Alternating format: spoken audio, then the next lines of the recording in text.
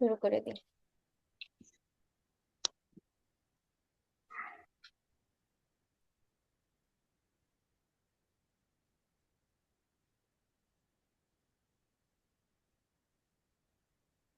গতকাল তো হয়েছিলই এগুলো। এরপরে হচ্ছে আমাদের সমাস। দ্বন্দ্ব সমাস তো জানো। সমস্যা তো ভুলে গেছি, একেবারে কিছু মনে নেই। একেবারে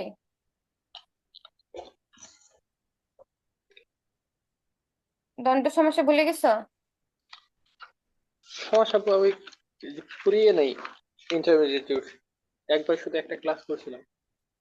আচ্ছা, দ্বন্দ্ব সমাস হচ্ছে যেটা ও দিয়ে ভাঙে, মানে ব্যাস বাক্যটা ও দিয়ে ভাঙা হয়। আমি সমাসের আরেকটা পিডিএফ দিতে গেছিলাম, ভুলে গেছি।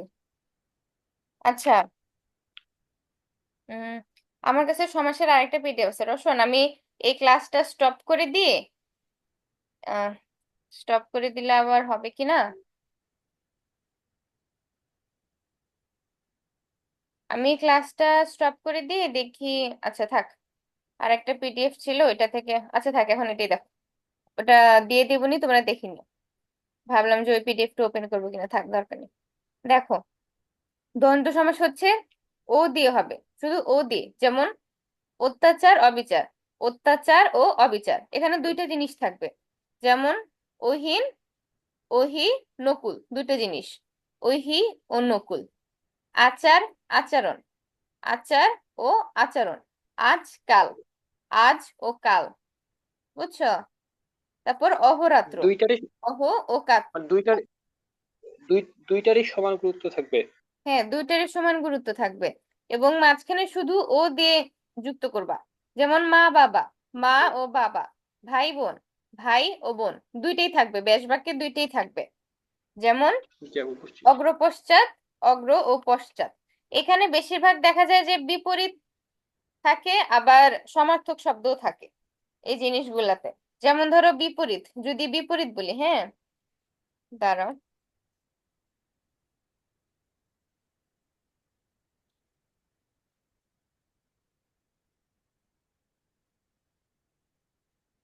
বিপরীত।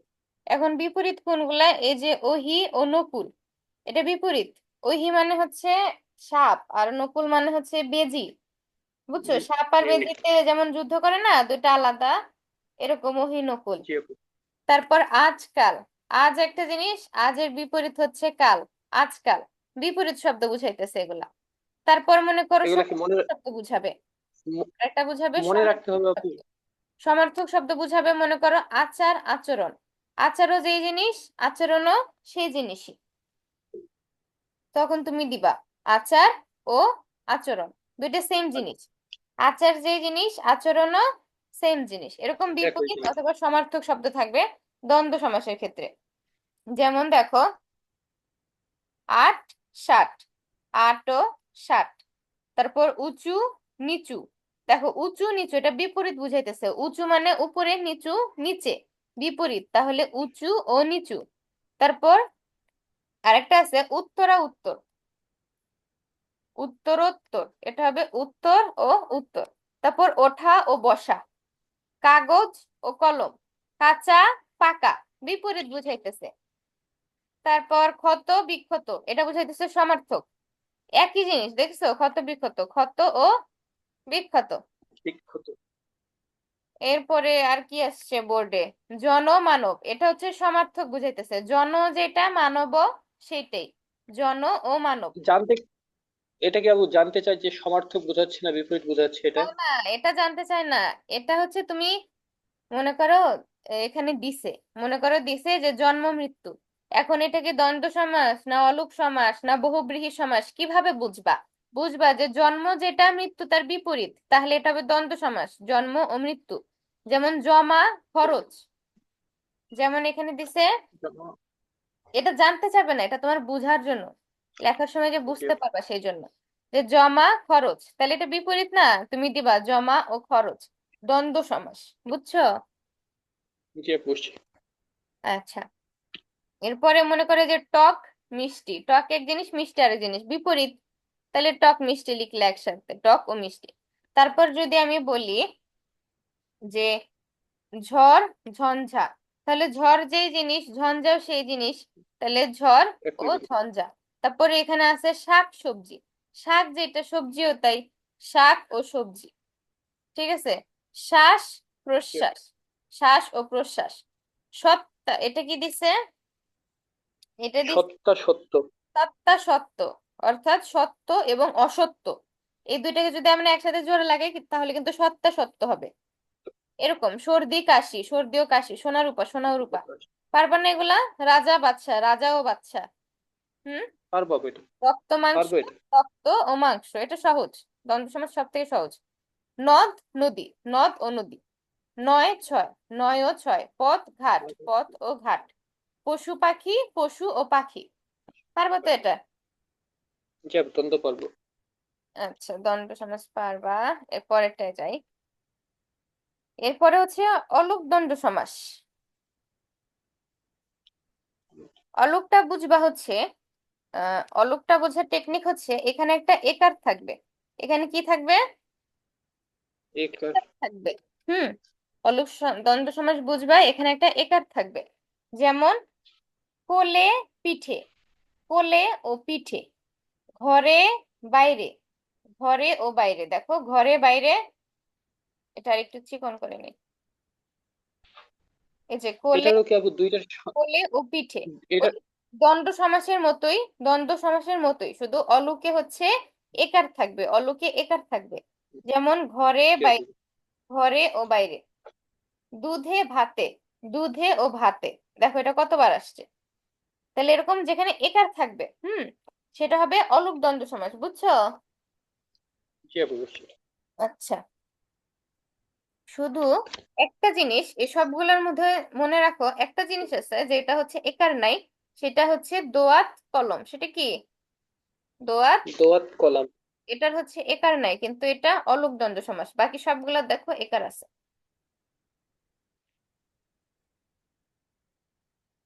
আচ্ছা একটু দাঁড়াও তো, 1 মিনিট, একটু আসতেছি আমি। চার্জ তো নাই, আমাকে চার্জ দিয়ে নিতে হবে, চার্জ দিয়ে বসতে হবে।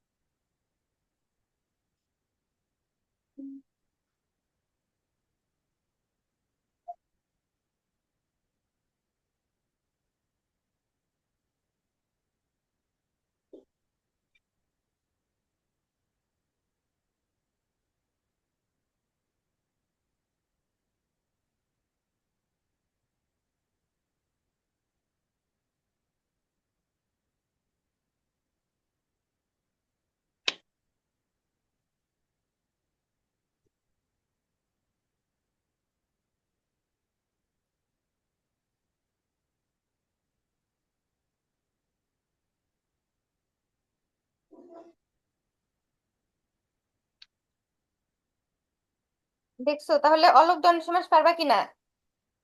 যেখানে হচ্ছে জি আপু। চার্জ দিলাম, চার্জ নাই এটা তো দিকে বন্ধ হয়ে যাবে, চার্জ দিয়ে নিলাম। এই যে যেমন সাপে নেউলে একার থাকবে, হাতে কলমে একার থাকবে, বুঝছো? পথে ও প্রান্তরে একার থাকবে। ওই অলুকের মতোই, কি বলি, দ্বন্দ্বের মতোই, শুধু অলুক হচ্ছে একার থাকবে। এই এরপরেরটা অগ্র আপু আছে। অগ্রপদ আর পশ্চাৎপদ দুইটারই শেষের প্রথমেই একার থাকবে। হ্যাঁ, দুইটারই হচ্ছে একার থাকবে। এত জটিল করো না, অগ্রপদ পশ্চাৎপদ এত জটিল ভাবে ভাবার দরকার নেই, তুমি শুধু মনে রাখো যে দুইটারই একার থাকবে। মানে সমাজটাকে সহজ ভাবে পড়বা, যেভাবে তুমি নিজে মনে রাখতে পারো। কঠিন কঠিন ওয়ার্ড ইউজ করে পরে মনে রাখতে পারলা না, তাহলে তো হইল না, সেই জন্য। এরপরে হচ্ছে বহুপদী দ্বন্দ্ব সমাস। দেখো বহুপদী মানে আমরা এখানে সব জায়গায় কিন্তু দেখছি দুইটা জিনিস থাকে, যেমন হাতে পায়ে দুইটা করে না, সাপে নেউলে দুইটা করে, বনে বাদারে দুইটা করে, পথে প্রান্তরে দুইটা করে, তাই তো? সবগুলো দুইটা জি করে আপু। এখানে দেখছো তো। বহুপদীতে তিনটা করে জি আপু। থাকবে, যেমন কাক চিল মাছরাঙা, তুমি লিখবা কাক চিল ও মাছরাঙা। গঙ্গা যমুনা মেঘনা, তুমি লিখবা গঙ্গা যমুনা ও মেঘনা। বুঝছো, যেখানে তিনটা থাকবে সেটা হচ্ছে বহুপদী দ্বন্দ্ব সমাস। তিনটাই হবে সমজাতীয়। হ্যাঁ, তিনটাই হবে সমজাতীয়। তোমার জি এরকম আপু কোনো বুঝছি। কিছু দরকার নাই যে কোনটা সমজাতীয়, এগুলো তো পরীক্ষায় আসবে না। পরীক্ষায় কিভাবে লিখতে হবে? জাস্ট তুমি এটা লিখবা যে কাক চিল মাছরাঙা, তারপরে ব্যাস বাক্যটা লিখবা কাক চিল ও মাছরাঙা, পাশে লিখবা দ্বন্দ্ব সমাস। এটার পাশে লিখবা দ্বন্দ্ব সমাস। বানান ঠিক ও, করতে হবে, বহু। বানান কিন্তু আর ভুল করা যাবে না। দ্বন্দ্ব সমাস পাশে লিখবা, একটা ছক করবা। সমাস লেখার সময় একটা ছক করবা এইভাবে। কই দেখাবো আমি, খালি জায়গা আছে? সমাস লেখার সময় একটা ছক করবা এভাবে। তিনটা জিনিস থাকবে। এখানে লিখবা প্রদত্ত বাক্য, হ্যাঁ এখানে লিখবা প্রদত্ত বাক্য, প্রদত্ত বাক্য লিখবা। এখানে লিখবা ব্যাস বাক্য, ব্যাস ব্যাস বাক্য। সমাস শিখলাম এইখানে আমরা। লিখবা সমাস, মানে সমাসের নাম, যেই সমাস সেটা। এভাবে তিনটা ছক করে, মানে একটা ছক করে এভাবে তিনটা কলাম করে দেন, এভাবে করে একটা একটা করে পাঁচটা বা দশটা, দশটা থাকে মনে হয় সমাস, ওই দশটা এভাবে লিখে দিবা। সমাস দশটা থাকে না পাঁচটা থাকে? পাঁচটাই। আমাদের তোমার কলেজের পরিণতি তো জানি না। পরীক্ষায় একবার দশটা দিছিল। পাঁচটাই থাকে মনে হয়, নাকি দশটা থাকে সমাস? দেখতে হবে, সমাস পরিণতি অপের আগে জানিও না, দেখিও না না। ওই যে ওই প্রশ্নটার, আচ্ছা ঠিক আছে দেখো, তাহলে তাকাও। আচ্ছা পরে দেখো, ওইটা তো বুঝছো তো কিভাবে ছক করে লিখবা। তাহলে যে বুঝছি। কোনটাতে অগ্রপদ তোমার গুরুত্বপূর্ণ, কোনটাতে পরপদ গুরুত্বপূর্ণ, এগুলো তোমার জানার দরকার নেই। এগুলা পরীক্ষাতে আসবেও না। তুমি খালি দেখো তোমার মুখস্থ করার জন্য, তোমার জানার জন্য যতটুকু দরকার ততটুকু তুমি বোঝো কিনা তোমার মতো করে। ঠিক আছে? হুম। যে এরপরে দেখো একশেষ দ্বন্দ্ব সমাস। একশেষ বলতে তুমি এটা দেখো, একশেষটা কিভাবে করবা। একশেষ দ্বন্দ্ব সমাস হবে, মনে করো এখানে আছে আমরা, তাহলে আমরার মধ্যে কে কে থাকে? সে, তুমি ও আমি থাকি না? অনেক মানুষ থাকে কিন্তু। আমি থাকি, তুমিও থাকো, আরো মানুষজন আছে তারা হচ্ছে সে। থাকি নাকি আমরা তিন পার্টি আমরার মধ্যে? যে হ্যাঁ, এর বাইরে তাহলে তো অন্য কিছু হইতে পারে না। বাংলায় লিখতে হবে সে, তুমি ও আমি। আমরা থাকলে সে, তুমি ও আমি, আর যদি তোমরা থাকে তাহলে হবে সে ও তুমি। এখানে আর আমি নাই, এখানে আমি নাই, এখানে আমি নাই, এখানে আর আমি নেই। এখানে আমি থাকবো হচ্ছে আমরাতে, আমি থাকবো আমরাতে, সে, আমি ও, ও, আর তোমরাতে থাকবে শুধু সে ও তুমি। বুঝছো? যে বুঝছি এটা।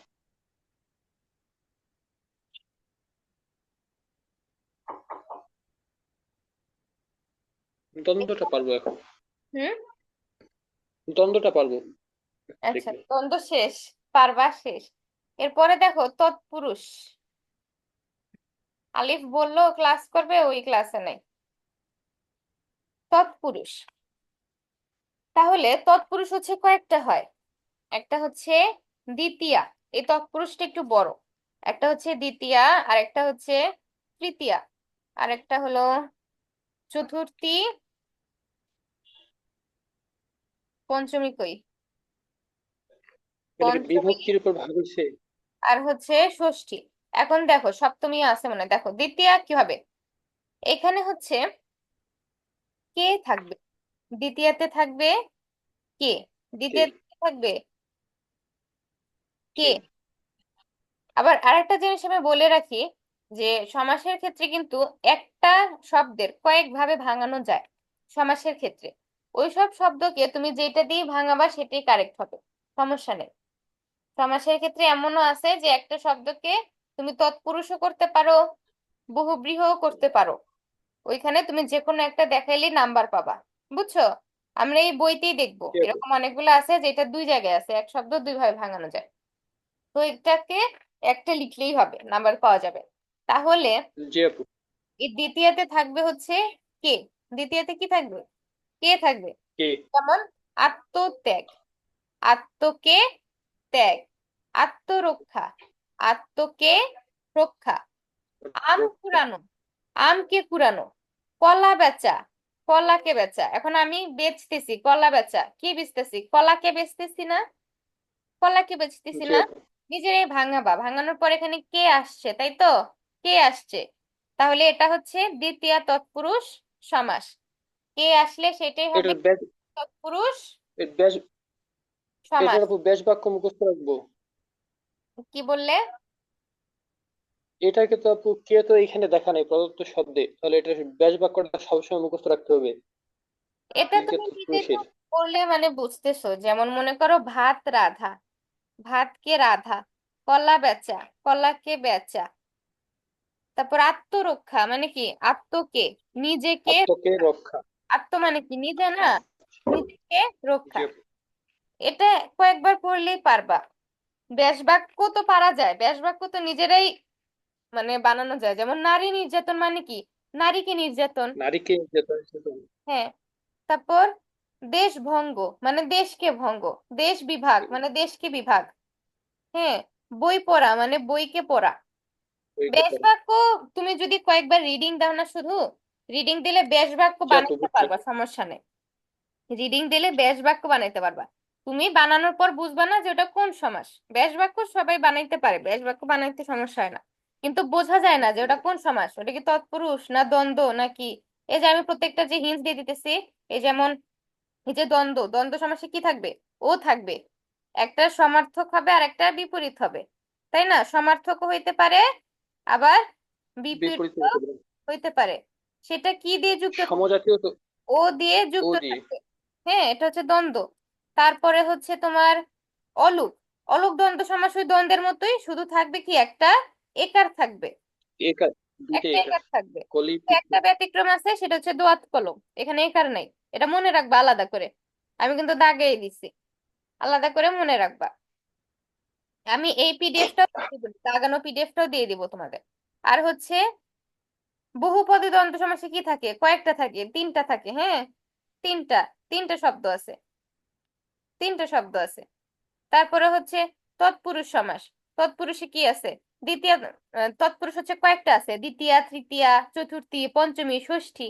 আমরা এখন পড়তেছি শুধু দ্বিতীয়া। দ্বিতীয়াতে কি থাকবে, কে থাকবে। আমি কে কে দিয়ে থাকবে। ভাঙাইতে পারবো, কে দিয়ে ভাঙাইতে পারবো। যেমন দেখো, মন পাওয়া, মনকে পাওয়া। মনকে পাওয়া। রথ চালন মানে রথকে চালন। হ্যাঁ। তারপর হলুদ বাটা, হলুদকে বাটা। স্বর নিক্ষেপ, তুমি কাকে নিক্ষেপ করছো, স্বরকে নিক্ষেপ করছো। বুঝে গেছে? মাছ বুঝছি। ধরা, কাকে ধরছো, মাছকে ধরছো। মাছকে ধরা। বুঝছো? পারবা না? বেশ বাক্যগুলো যে কয়েকবার পারবো এটা। তুমি কি অন্যভাবে ভাঙাইতে পারবা? মনে করে যে মাছ যে ধরা, মাছ ধরা, মাছকে ধরা। আর মাছকে ধরা, তুমি কি বলতে পারবা যে মাছ দিয়ে ধরা? না না না, এটা তো হয় না, মাছ দিয়ে কি ধরবো। তারপর মাছ ও ধরা, এটা বলতে পারবা, মাছ ও ধরা, না না না, এটা যায় বলতে না। পারবা।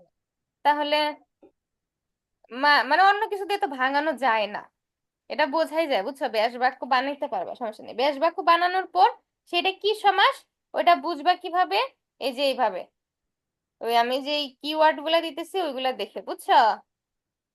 যে তাইলে গেল। এরপরে আসো তৃতীয়াতে, এরপরে আসো তৃতীয় তৎপুরুষ সমাস।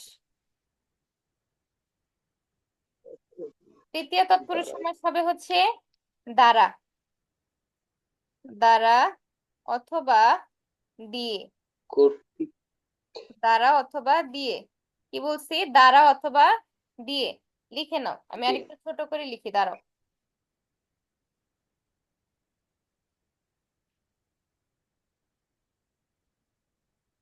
দ্বিতীয়ত।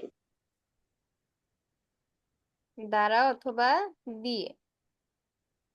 কর্তৃকও আছে আপু। হ্যাঁ, কর্তৃকও লেখা আছে একটা বেশ বাক্যে। কর্তৃক, হ্যাঁ কর্তৃক, দ্বারা দিয়ে কর্তৃক, তিনটা হয়, দ্বারা দিয়ে কর্তৃক। তৃতীয়টা হচ্ছে দ্বারা দিয়ে কর্তৃক, হ্যাঁ কর্তৃক আছে। দ্বারা দিয়ে কর্তৃক মুখস্থ করে নিবা যে তৃতীয় হচ্ছে দ্বারা দিয়ে কর্তৃক, দ্বারা দিয়ে কর্তৃক, কর্তৃক।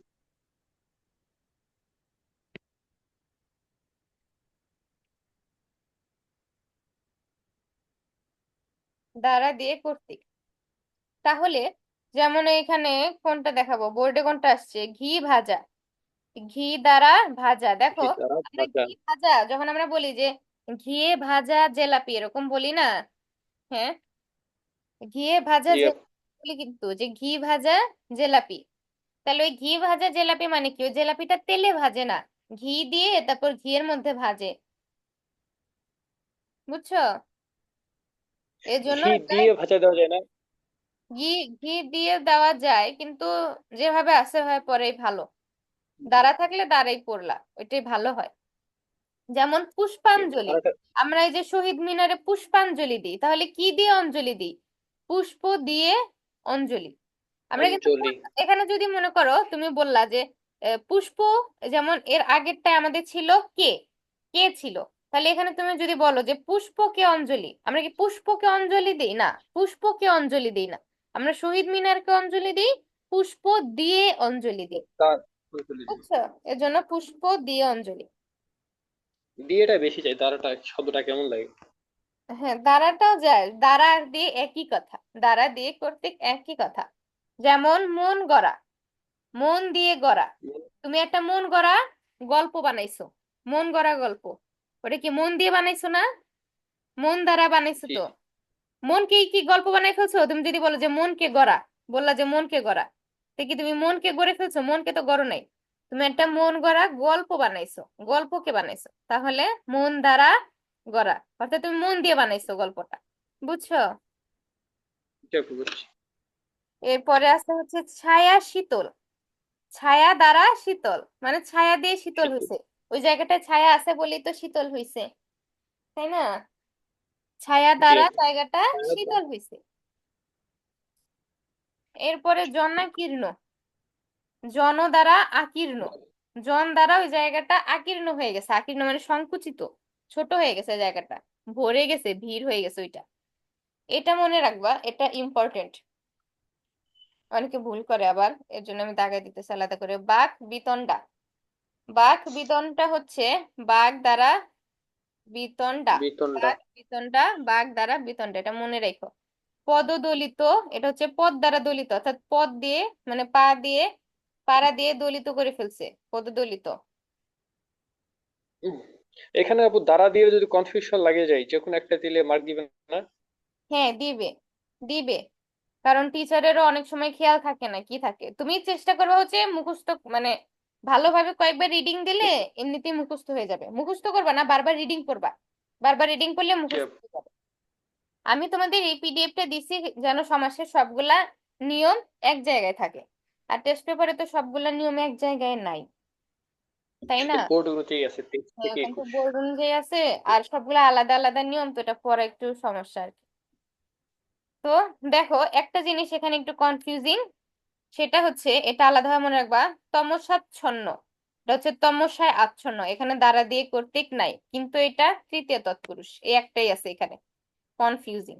বুঝছো? যেমন এর জি আগেও আপু। একটা কনফিউজিং দেখাইছিলাম না, আলাদাভাবে মনে রাখতে, এই কয়েকটা তোমাকে আলাদা করে মনে রাখতে হবে, তমসাচ্ছন্ন, তমসায় আচ্ছন্ন, এটা তৃতীয় তৎপুরুষ, ঠিক আছে? জি আপু। আচ্ছা, বাতিটা দেখি।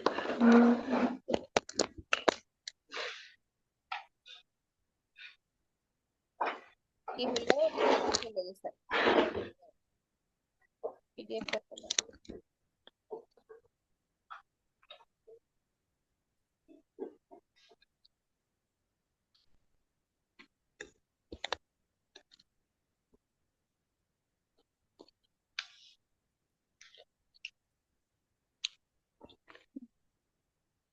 বুঝছো? তাহলে তমসা আচ্ছন্ন এটা আলাদাভাবে দাগায় রাখবা, ঠিক আছে? জি আচ্ছা, আপু। এরপরে হচ্ছে মন্ত্র সিদ্ধ, মন্ত্র দ্বারা সিদ্ধ, মন্ত্র দ্বারা সিদ্ধ। সিদ্ধ করতে, মন্ত্র সিদ্ধ। মাতৃহীন এগুলো আসবে না, ওই যেগুলো বোর্ডে বারবার আসছে ওইগুলো দেখো, এই যে এগুলো দেখছো বোর্ডে কতবার আসছে, হ্যাঁ, ওই যেগুলা বোর্ডে বারবার আসবে না, দাঁড়াও, এই যে বোর্ডে যেগুলা কিন্তু এই বারবার আসবে এইগুলোই হচ্ছে পড়বা, বাকিগুলা দেখার দরকার নেই, ঠিক আছে? বোর্ডে জি আপু, যেগুলো আসছে ওগুলোই পড়বা বারবার। কিন্তু এই পিডিএফটা পড়লে আর উদ্ভাসের যেটা সাজেশন আছে দুইটা পড়লে ইনশাল্লাহ হয়ে যাওয়ার কথা। হ্যাঁ হয়ে যাবে। এরপরে যেটা আছে মেঘ লুপ্ত, মানে হচ্ছে মেঘ দ্বারা লুপ্ত, অর্থাৎ মেঘ দিয়ে লুপ্ত। শুকায় গেছে, মেঘ দিয়ে ঢেকে গেছে, মেঘ লুপ্ত আকাশ, মেঘ দিয়ে আকাশটা ঢেকে গেছে, লুপ্ত হয়ে গেছে। ঠিক আছে।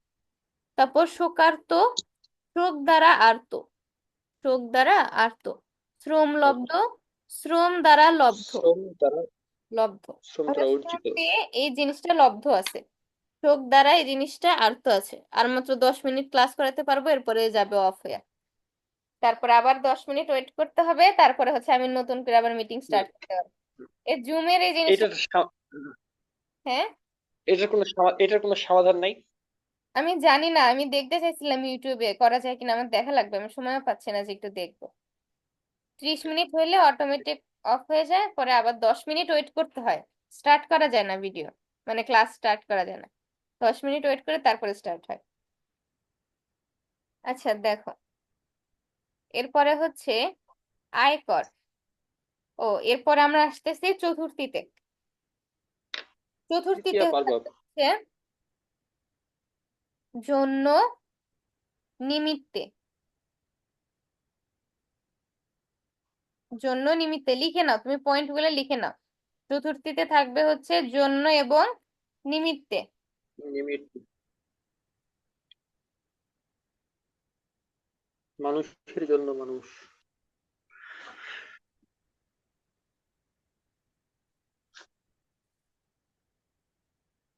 তাহলে দেখো, অন্য চিন্তা। হ্যাঁ, অন্য চিন্তা, অন্য অন্য মানে কি বলো?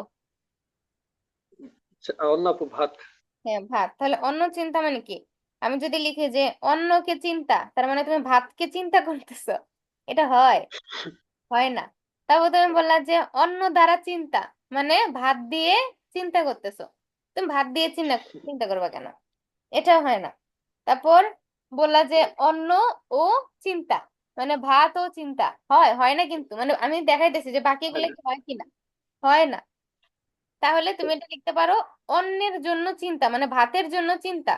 অনেকে যারা গরিব আছে ওরা ভাতের জন্য চিন্তা করে না, যে আজও আমি জি ভাত আপু। খেতে পারবো, ভাত পাবো কিনা, ভাতের জন্য চিন্তা করে।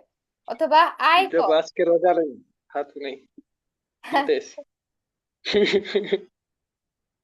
আচ্ছা দেখো, আয় কর। আয়করটাকে আমরা লিখতে পারি আয়ের নিমিত্তে কর, অর্থাৎ নিমিত্তে মানেও হচ্ছে জন্যে, একই কথা। ওই নিমিত্তে মানেও হচ্ছে জন্যে। তাহলে আয়ের নিমিত্তে কর মানে আয়ের জন্য যে করটা দেওয়া হয়। মানুষ যে আয়কর দেয়, যাদের অনেক বেশি আয়, অনেক আয় করে মাসে, তারা কিন্তু বছরে একটা সময় কর দেয়। তাহলে তারা কেন কর দেয়? তাদের আয়ের জন্যই কর দেয় না? ওদের যদি আয় না থাকতো তাহলে তো করও দেওয়া লাগতো না।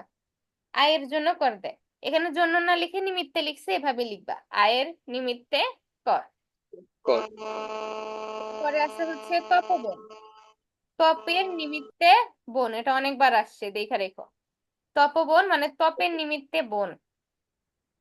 এরপরে হচ্ছে দেব দত্ত। দেবকে দত্ত, এখানে আবার কে লাগাইছে এটা পড়ার দরকার নেই। যেগুলো এরকম কনফিউজিং থাকবে, এই যে এটা যেমন, এটা পড়বা না, এটা কাটা। এটা কাটা, দরকার নেই, আসবে না, সেই 3 সালে আসছিল, আর আসবে না, সমস্যা নেই। এরপরে এ দুটো তো বুঝছো। তপবন, তপের নিমিত্ত বন। আর হচ্ছে আয়কর, আয়ের নিমিত্তে কর। কর।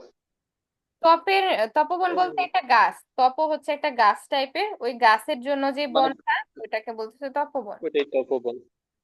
যেমন পাগলা গারদ, পাগলাদের জন্য যে গারদ বানাইছে ওইটা পাগলা গারদ। হ্যাঁ, এখন আমরা বলতে পারি না যে পাগলা দিয়ে গারদ, অন্য কিছু হয় না আর কি। পাগলা গারদ পাগলাদের জন্য গারদ। এটা তো যে পাগলের নিমিত্তে গারদ।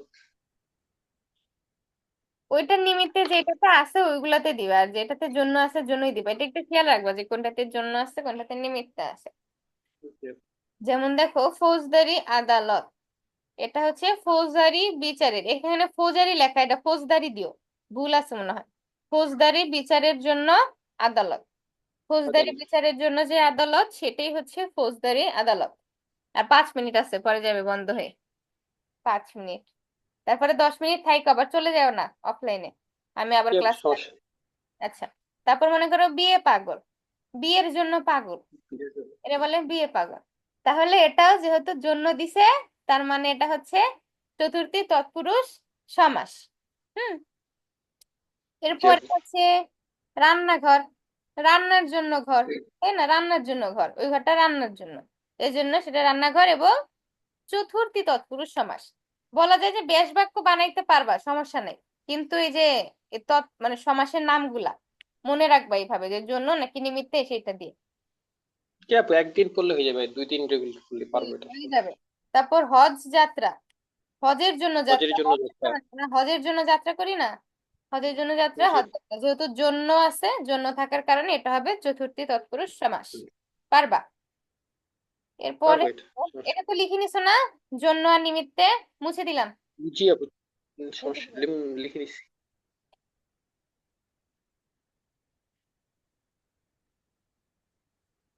এরপরে হচ্ছে পঞ্চমী তৎপুরুষ সমাস। পঞ্চমী, পঞ্চমীতে থাকে হচ্ছে হতে থেকে চে। পঞ্চমীতে থাকবে হতে থেকে চে এ। হতে থেকে চে।